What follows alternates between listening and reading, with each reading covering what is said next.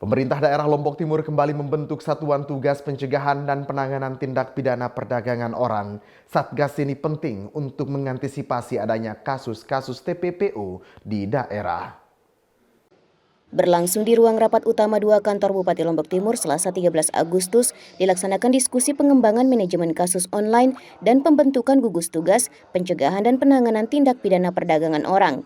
Kegiatan ini sendiri dilaksanakan pemerintah bersama beberapa lembaga sosial masyarakat. Kepala Dinas Pemberdayaan Perempuan dan Perlindungan Anak Lombok Timur Haji Ahmad menyampaikan, tidak dapat dipungkiri jika saat ini masih banyak terjadi adanya tindak pidana perdagangan orang dengan berbagai modus. Untuk itu penting bagi pemerintah membangun kembali satuan tugas dalam memberantas TPPO di Lombok Timur. Kegiatan hari ini juga sebagai ajang evaluasi terhadap kasus-kasus TPPO di daerah, mulai dari kegiatan rekrutmen calon PMI, pengantaran hingga penampungan yang ke depan harus dipantau. Satgas tidak hanya akan dibentuk di level kabupaten saja, namun juga akan diteruskan hingga ke desa guna memastikan tersedianya data yang valid.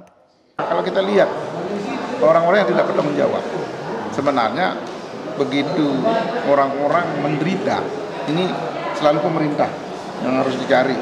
Padahal dari rekrutmen, mulai dari pengantaran, mulai dari penampungan dan lain-lain, itu semuanya ya harus membutuhkan pengawasan. Salah satu tugasnya nanti ini adalah mengawal ya masyarakat kita, apakah sudah benar melalui jalur ini, apakah dia sudah benar itu berapa biaya dan sudah benarkah dia dengan melalui Dinas Tenaga Kerja. Kan ini yang harus dipastikan.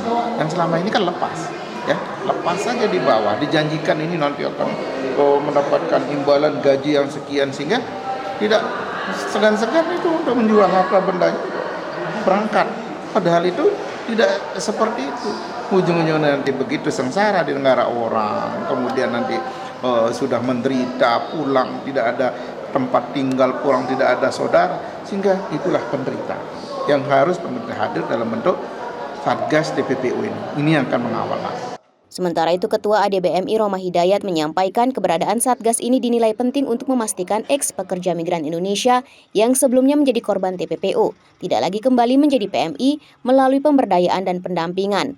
Hal ini juga harus didukung dengan data yang valid guna mempermudah pengawasan dan penentuan sasaran advokasi. Ini tidak hanya mempermudah pelaporan, tetapi juga akan mempermudah kita untuk men-tracking pemberdayaan dari korban-korban. Jadi nanti kita akan bisa melihat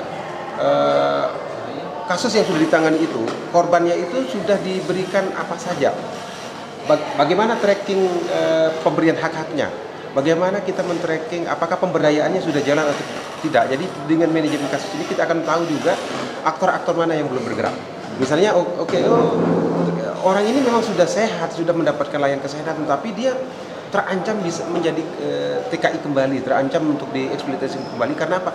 Dia masih miskin, belum mendapatkan pemberdayaan. Artinya kita tahu bahwa ada aktor yang belum bergerak untuk melakukan pemberdayaan ekonomi.